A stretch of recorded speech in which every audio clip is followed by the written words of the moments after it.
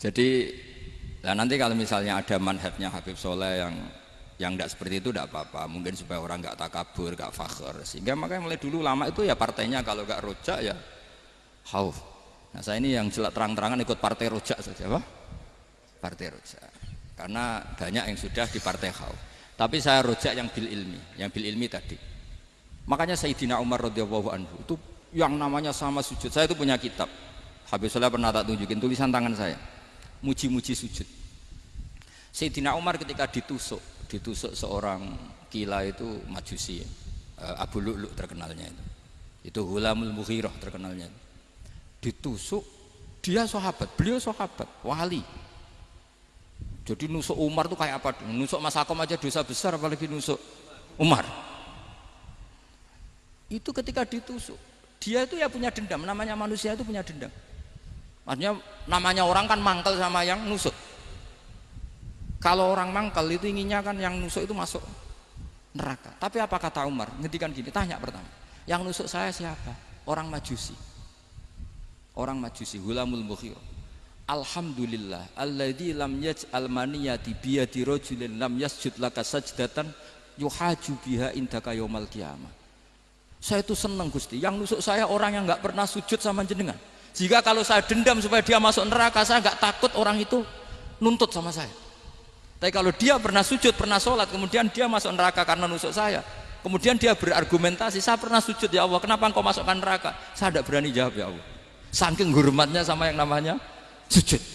Jadi kamane dendamnya kesampaian cara Jawa ya. Dendam dengan tanda kutip ya, tidak makna semestinya. Jadi mangkel mbek sing nusuk nak mlebu neraka pantas wong ora tau sujud wae Gusti gitu. Tapi kalau pernah sujud kemudian dia masuk neraka karena saya, bisa yuhajuni biha yaumal qiyamah. Jadi kayak apa sujud? Saya apa? Nabi itu kalau muji sujud sampai ngingetkan wa hatta takuna sajdatul wahidatu khairan minad dunya wa ma fiha. Nanti kalau kamu di akhirat ketemu Allah, kenangan terbaik kita apa?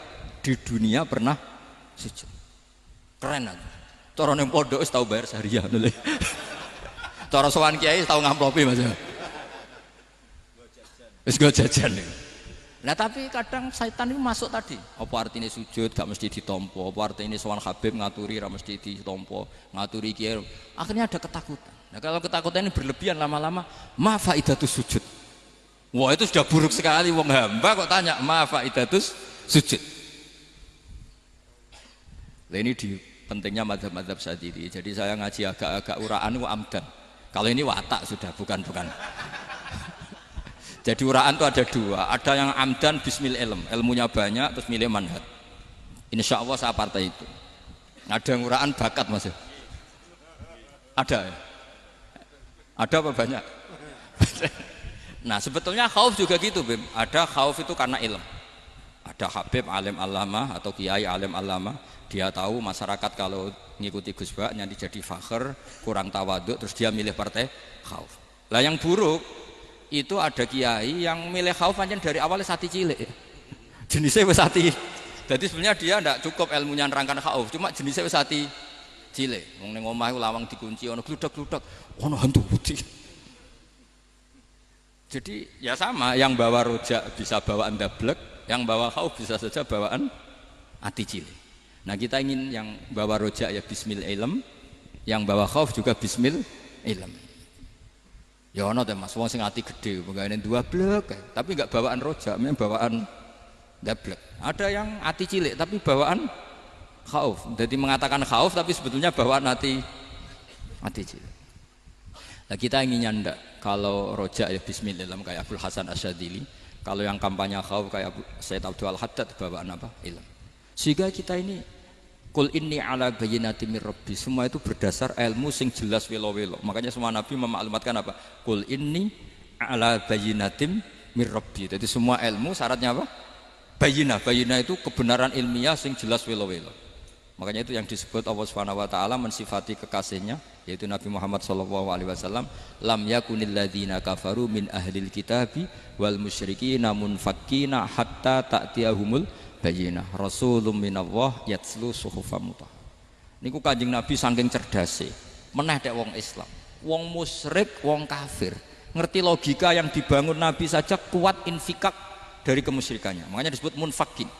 Orang-orang musyrik, orang-orang kafir tidak munfakin, tidak tercerabut dari akar akidahnya hatta ta'tiyahumul bayyinah. Itu siapa? Rasulun minallah yatslu suhufan mutahhar. Masyhur itu debatnya Nabi dengan orang-orang musyrik. Mereka bilang, "Ya Muhammad, kita ini urusannya banyak, kasusnya banyak. Lalu Anda mengajarkan ke Tuhan satu. Masa urusan banyak cukup Tuhan satu? Itu enggak fair Muhammad. Aja'alal alihata ilaha wahida inna hadza la syai'un ujab." Urusan kita banyak, masyakil kita banyak, muskilah kita banyak. Kalau Tuhannya satu tidak cukup Muhammad. Nabi dengan santainya memberi penjelasan. Ya sudah gini saja. Kalau kamu jadi budak atau pembantu, majikan kamu banyak. Semuanya merintahkan kamu, semuanya bikin aturan untuk kamu. Kamu suka enggak? Ya enggak suka Muhammad. Kalau majikan kita banyak repot. Ya sudah, Tuhan kamu itu majikan kamu. Kalau banyak perintahnya beda-beda kamu pusing. Ya udah Mat, Tuhannya satu aja Mat. Karena Nabi bayyinah, orang itu bisa dibalik-balik pikirannya. Ya, makanya disebut darabahu masalah rajulan fihi syuraka'u mutasyakisuna wa rajulan salamal lirajul hal yastawiyani masalah alhamdulillah. Jadi Nabi itu kalau adu argumentasi itu luar biasa. Jadi segampang itu Nabi memberi apa? Argumentasi. Karena beliau adalah al-hujjatul balighah. Jadi Nabi itu enggak pernah kalah. Pernah Nabi debat sama orang Yahudi, Muhammad, saya ini turunan Ibrahim, kita ini Israel ya, kita tahu Israel adalah turunan Nabi. Israel nama lain dari Yakub, Yakub bin Ishak bin Ibrahim. Padahal Yakub ini punya anak namanya Yahuda, makanya Yahuda bin Yakub bin Ishak bin. Kita ini yang mirip Ibrahim, bukan kamu. Tapi orang Yahudi itu nggak apal nasabnya, sehingga mereka bilang kita ini saking baiknya, Ibrahim saja pengikut kita. Terus digojlok oleh Nabi. Ibrahim itu buyute Yahuda. Makanya digojlok, ha antum haula ihajatum fi malakum bi ilm falimatu hajuna fi ma laysa lakum bi ilm. Kita adu debat itu sudah ilmiah. Kenapa kamu menjadi tidak ilmiah? Kenapa Muhammad? Terus Allah menurunkan wa ma unzilatit Taurat wal Injilu illa min ba'di afala ta'qilun.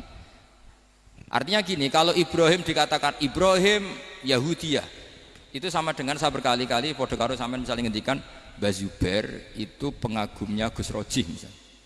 Padahal Gus Roji bin Ubab bin Maimun bin Zubair, misalnya Gus Roji bin Kiai Haji Ubab bin Kiai Haji Maimun bin Kiai Haji Zubair. Nah, Ibrahim itu kan Yahuda bin Yakub bin Ishak bin Ibrahim. Terus mereka bilang Ibrahim itu pengikut Yahudi. Itu kan kebalik-balik. Kayak Habib Hasan itu pengagum Habib Soleh. Kan Habib Hasan rohnya ini gimana, ini sih mbahnya kok dianggap. Nah, sehingga orang Yahudi ketika Nabi berdebat beda dengan Nabi Muhammad SAW. Ketika ditanya, kenapa kamu yakin agama tauhid? Millata abikum, karena ini agama nenek moyang saya. Millata abikum apa? Ibrahim. Jadi jelas. Akhirnya orang Yahudi ngerti. Ya kan sama dengan mengatakan tadi Pak Karno itu pengagum Puan Maharani. Kan aneh enggak kalimat itu? Mbah Hasyim Asy'ari itu pengagum Gus Dur. Gak lucu. Itu debat. Jadi Nabi itu orang yang bayyinah. Bayyinah itu kalau menerangkan kebenaran itu bahkan orang kafir pun bisa infikak, bisa munfakin, tercerabut dari akar kekafiran. Nabi itu mudah sekali merubah logika. Makanya di Quran sering ada kata aro'aitum, karena memang tadi. Nah saya mohon apapun pilihan Anda rojak kayak Abdul Hasan Asy'adzili tadi. Ketika orang resah sujudnya diterima apa enggak, sholatnya diterima apa enggak, beliau bisa berargumentasi betapa pentingnya sujud. Wes aja kowe iku kawula, tahu sujud iku keren. Sampeyan bayangkan betapa malunya kita kalau kita ketemu Allah kemudian di dunia enggak pernah. Lho paribasane kula mlebu swarga lah iku isin. Mlebu swarga tapi ning donya ora tahu isin. Sama seperti kowe di guru, saurip-uripmu ora tahu salam templek isin. Kira-kira seperti meskipun salam template ora penting ya ora penting tuh misalnya soleh salam template 50.000 duwe wis akeh ngono nak masakom penting kudu rokok itu bukan nilainya kok betapa malunya kita. Saya dulu mau sarang andai kan tidak pernah khidmah sama iya malu tenan sebagai apa santri. Makanya Sayyidina Umar ketika beliau dibunuh orang itu pertanyaan pertama dia pernah sujud enggak pernah. Andai kan dia pernah sujud maka saya tidak berani masukkan dia masuk neraka. Takutnya dia protes sama Allah, ya Allah saya pernah sujud kenapa harus di neraka? Atau Umar ditanya Allah gini, Umar, kowe ridho wong sing tau nyembah aku kemudian dia di neraka? Kayak apa? Jadi makanya Umar ketika wafat ketika alhamdulillah alladzi lam yaj'al maniyati biyadi rajulin lam yasjud laka sajdah. Ya, jadi saya mohon sekali jadi majelis ini sebuah majelis mubarak, caranya tauhidnya dibenarin ya, tauhidnya dibenarin. Jadi Allah itu adhaka wa abka, Allah itu al-hadi, Allah itu ar-razzaq. Sehingga menteri ekonomi mbok salah rumusnya lah wong tetep mangan. Mergo Allah itu ar-razzaq. Mbok negara dikelola keliru lah wong tetep mangan, wong Allah itu ar-razzaq. Kiai rada akeh sing di masalah. Tapi ya tetep agama ini jalan. Lho andai kan syaratnya agama ini kiai ini bener. Wah ya repot. Kowe iso bayangno Mas Akom bener terus. Tapi agama ini berkali-kali coba di TV itu banyak nyun sewu, ada ustadz, ada kasus apa, ada kiai, kadang ada masalah hukum. Agama ini jatuh enggak masalah. Padahal di TV sudah dinasionalkan kan, ada kiai terlibat kasus hukum atau ustadz tertangkap karena melakukan apa gitu. Tapi enggak ngefek karena agama ini bihifdillah wa biriayatillah. Sama. Negara mana-mana kadang manajemen ekonominya enggak jelas, tapi masyarakat ya makan karena Allah Razzaq. Sama, aku kancanan Mas Akom mengeluh, tapi Allah adhaka, akhirnya iso guyu. Padahal orang untungnya blas kancanan dede. Tapi karena Allah itu adhaka. Nah kita dengan istri yang kita cintai, dengan keluarga kadang nangis. Karena Allah itu zat yang bisa memberi abka. Wa annahu wa adhaka wa abka. Terus wa annahu wa amata wa ahya. Kita tidak ingin mati, wah ya mati ya mati saja karena kita objek. Nah, hidayah itu seperti itu. Allah al-hadi. Apa? Allah itu kayak apa Korea, negara ateis. Enggak kebayang di sana ada ngaji Aqidatul Awam Mabadi Fikih. Sekarang banyak. Saya tuh kalau beli Aqidatul Awam kerdusan tak kirimkan ke Korea. Sebelum saya ke Korea, karena sebagian santri saya di Jogja. Di sana ada ngaji Aqidatul Awam, ngaji takrib. Bahkan saya di sana dilakokno sakduna fid dunya. Kayak apa Allah kalau ingin bikin hidayah? Karena Allah itu al-hadi. Wong Indonesia digerakno seneng duit. Bareng wis seneng duit mau apa? Korea, setelah di Korea tersiksa karena enggak ada tempat sujud, akhirnya urunan. Segampang itu kalau Allah menghendaki. Itu enggak dibenem MUI, enggak dibenem. Karena Allah al-hadi. Jadi saya mohon sekali tauhid ini dibenerin dulu. Allah tetap al-fa'ilul mukhtar, apa? Al-fa'ilul mukhtar, sehingga Allah mensifati dirinya adhaka wa. Mbok kamu bendung kayak apa, orang ngaji saya tetap guyu. Sekarang iso mbuli saya, oh Gus Pak piye ngaji tidak guyu. Allah yang memberikan guyu kamu itu. Andai kan sesuai status kamu, kowe ora ngarep guyu. Utang akeh, jatuh tempo, bojo ora percaya. Gede-gede kayak paham. Ya jadi ini tak isyatkan jenengan, saya ini tadi bawa kitab Fathur Rahman di Thalibi Ayatul Quran, mau tak kasihkan hadiah ke saya Umar Hafid sebagai penyempurna karena beliau sudah Al-Husaini. Semoga ini dapat barokahnya Al-Hasani. Ini dikarang oleh zurianya Abdus Salam bin Masis.